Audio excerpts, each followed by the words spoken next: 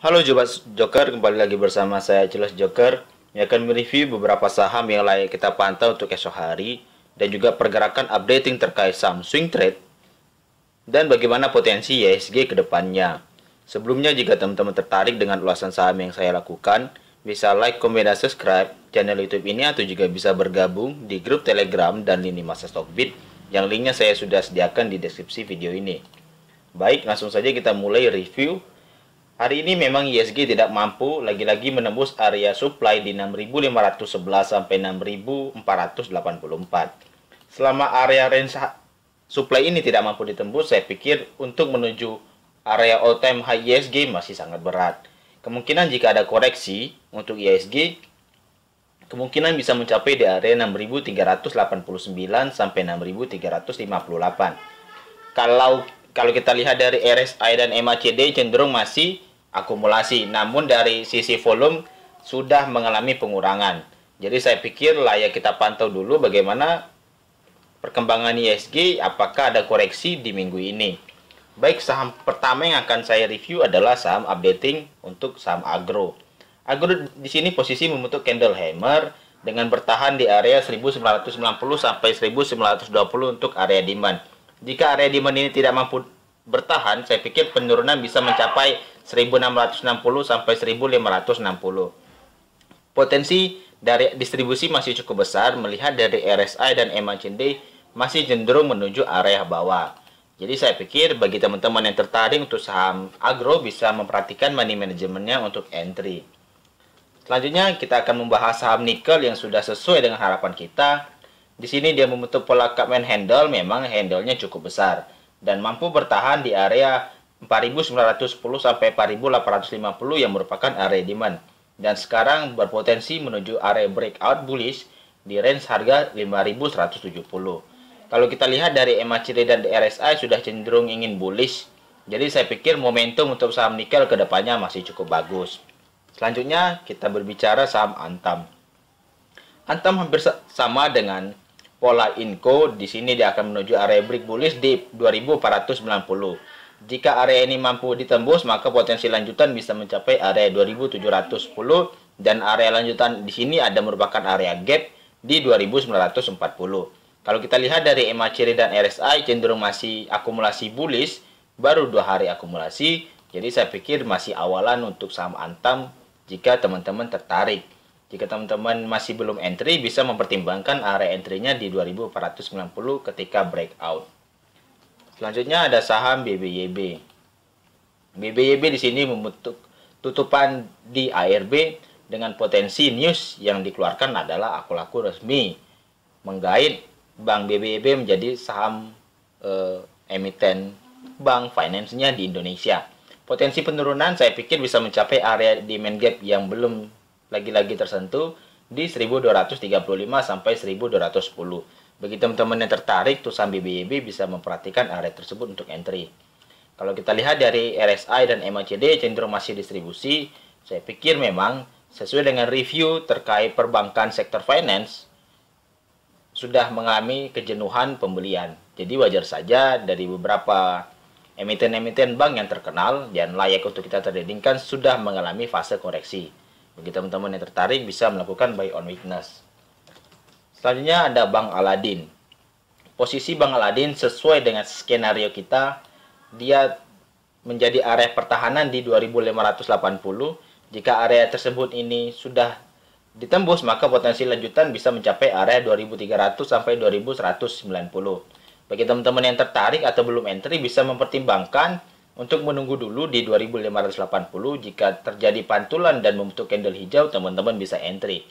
Bagi teman-teman yang sudah enter di dua tempat di 3050 sampai 2850, saya pikir jangan averaging down dulu. Jika memang ingin melakukan averaging down, bisa mengambil opsi di 2300 sampai 2190. Kalau kita lihat dari RSI dan MACD masih cenderung ingin distribusi, jadi saya pikir potensi penurunan masih ada. Dengan catatan menjadi area batasan kita di 2580 menjadi area minor demand-nya. Selanjutnya ada saham BBCA. Di sini posisi BBCA lagi layak diminati, di mana akan ada court action melakukan stock split. Bagi teman-teman yang tertarik bisa mempertimbangkan untuk area entry Di saham BBCA saya pikir target sesuai dengan Elliott Wave ya di 40.100-375. Nah, posisi ini akan diubah nantinya menjadi stock split 5:1 dengan potensi di 8.000. Bagi teman-teman yang masih meminati saham BBCA, saya pikir bisa berpotensi untuk entry dengan core action yang stock split ini sangat menggiurkan. Dengan review memang area 2008, 2002 sudah dilakukan stock split beberapa kali di saham BBCA dan hasilnya cukup memuaskan. Jadi saya pikir potensi tahun ini akan mendulang dan bagi investasi untuk di BBCA masih sangat bagus ya. Selanjutnya ada saham MLPL. MLPL di sini hampir ARB kembali dengan catatan masuk area entry ya di 406 sampai 342. Bagi teman-teman yang tertarik bisa memperhatikan area ini untuk melakukan akumulasi. Namun jika area 338 ini tembus dengan cukup kuat, potensi penurunan bisa mencapai area 232 sampai 206. Pakai money management yang cukup bagus karena sudah saya hiraukan kemarin memang di area 600 kita taking profit sementara. Memang ada keberatan selama dia bergerak di area 572 sampai 554 kemarin. Namun jika potensinya masih cukup bagus di area 406 sampai 342 kita jadikan sebagai area support, saya pikir potensi penutupan masih cukup ada ya di area gap di 512. Kalau kita lihat dari MACD dan RSI cenderung masih distribusi, saya pikir potensi penurunan masih kuat. Maka teman-teman yang belum entry harap menghindari untuk saham MLPL atau bisa melakukan catatan untuk area entry di buy on weakness di 232 sampai 206 atau di 338. Selanjutnya ada saham MPPA. MPPA hampir sama dengan saham MLPL sehabis dari pembelian atau akuisisi dari Gotoh di beberapa saham persenan dari kepemilikan, potensi penurunannya sangat besar. Jika dia mampu bertahan di area 675 sampai 630, saya pikir masih sangat menarik untuk kita entry. Namun jika area ini tembus, maka potensi penurunan bisa mencapai 495 sampai 435. Dan kalau kita lihat dari MACD dan RSI cenderung masih distribusi. Dan kalau teman-teman perhatikan, di sini adalah pola cup and handle inverted. Nah, jika pola cup handle ini inverted, maka penurunan bisa mencapai area base di 255. Apakah ini bisa terjadi? Saya pikir bisa-bisa saja. Di mana potensi cup and handle itu masih sangat valid jika didukung oleh konfirmasi volume yang sangat bagus juga. Selanjutnya ada saham oils. Oil di sini masih cukup menarik selama dia bertahan di atas 302 dan sekarang tutupannya di 320. Area potensi yang bisa dilirik area 336 sampai 350 untuk menuju area break bullish atau menuju area double bottom di 400 sampai 390. Kalau kita lihat dari time frame kecil, memang sudah melanjutkan akumulasi ya, namun akumulasi masih cukup kecil dari sisi volumenya. Jadi saya pikir layak kita pantau dulu untuk akumulasi di saham oil bagi teman-teman yang tertarik di saham perminyakan ini. Selanjutnya kita akan membahas saham batubara. Updating untuk saham batubara yang pertama adalah dari Bumi.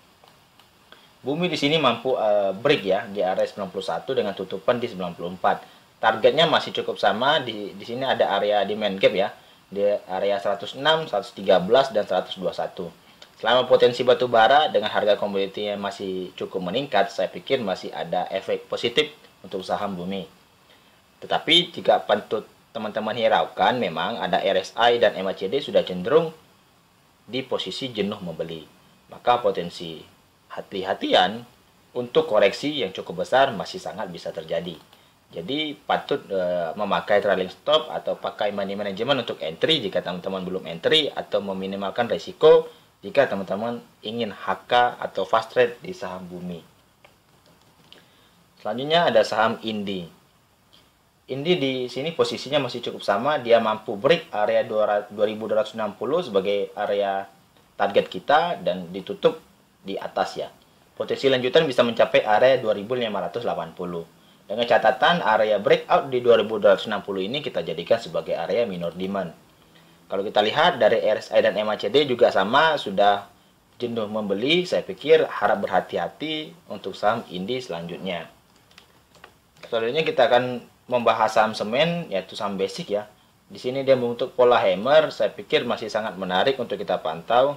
Jika kita tarik secara downtrendnya, saya pikir akan ada penjebolan dari breakout dari downtrendnya itu sendiri. Potensi breakout saya pikir bisa teman-teman ambil di 1765. Jika dia mampu menembus area 1765, maka target selanjutnya bisa mencapai area 1820. Maka target profitnya bisa mencapai area di 1895. Dengan catatan bagi teman-teman yang entry bisa membatasi kerugian di bawah 1715 untuk stop lossnya. Dari sisi akumulasi sangat cukup bagus, saya pikir RSI dan MACD sudah menandakan akumulasi sangat meningkat dengan tanda RSI sudah cukup kuat pembalikan arahnya dan MACD juga ingin melakukan golden cross. Jadi saya pikir SMCB ini layak kita pantau untuk selanjutnya. Lalu ada saham pupuk, yaitu adalah SAMF.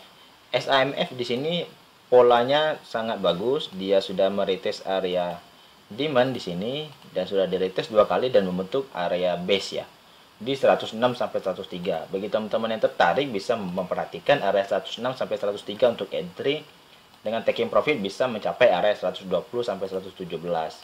Namun jika dia tutup di bawah jika dia tutup di bawah 99, teman-teman bisa membatasi risiko dulu. Kalau kita lihat dari RSI dan MACD sudah cenderung bullish dan MACD akumulasi sudah hampir melakukan pengurangan ya. Dan kalau kita ambil dari time frame 1 hour sudah sangat diminati ya saham NPGF. Jadi saya pikir layak kita pantau dulu untuk saham NPGF selanjutnya. Lalu ada saham pupuk lainnya adalah SAMF. SAMF di sini sudah masuk area entry kita di 695 sampai 675. Bagi teman-teman yang tertarik bisa memperhatikan area tersebut untuk entry dengan catatan jika dia mampu close di bawah 665, teman-teman bisa membatasi kerugian dulu. Dan kalau kita lihat dari MACD dan RSI cenderung masih distribusi sangat kecil dengan volume yang tidak cukup bagus juga. Jadi saya pikir belum ada volume memang di saham SAMF, tetapi masih layak untuk diminati dikala saham CPO harganya cenderung terus meningkat, apalagi dari komoditasnya sendiri sudah hampir mencapai area 5000. Dan terakhir kita akan membahas tutupan dari saham TAPG. TAPG di sini sudah meretest area trendline support di mana area trendline resistance sudah di break sebelumnya ya dengan cukup bagus dan high-nya di 915. Selama dia mampu bertahan, saya pikir jika dia mampu bertahan di area minor demand-nya ini, dia membentuk lower yang sama di 755, saya pikir masih sangat diminati. Tetapi jika dia mampu menembus di bawah 740, saya pikir teman-teman bisa hindari dulu ya untuk saham TAPG karena kecenderungan akan turun mencapai area 600 dan 580 masih cukup kuat. Dari MACD RSI cenderung masih ingin distribusi dengan volume akumulasinya sudah mengalami sangat lemah. Sekian dulu dengan ulasan saham yang saya lakukan untuk terkait saham komoditi dan updating saham swing trade dan bagaimana potensi ISG ke depannya. Jika teman-teman tertarik bisa like, comment, dan subscribe channel YouTube ini atau juga bisa bergabung di grup Telegram dan lini masa Stockbit yang linknya saya sudah sediakan di deskripsi video ini. Sekian dulu, saya ucapkan terima kasih.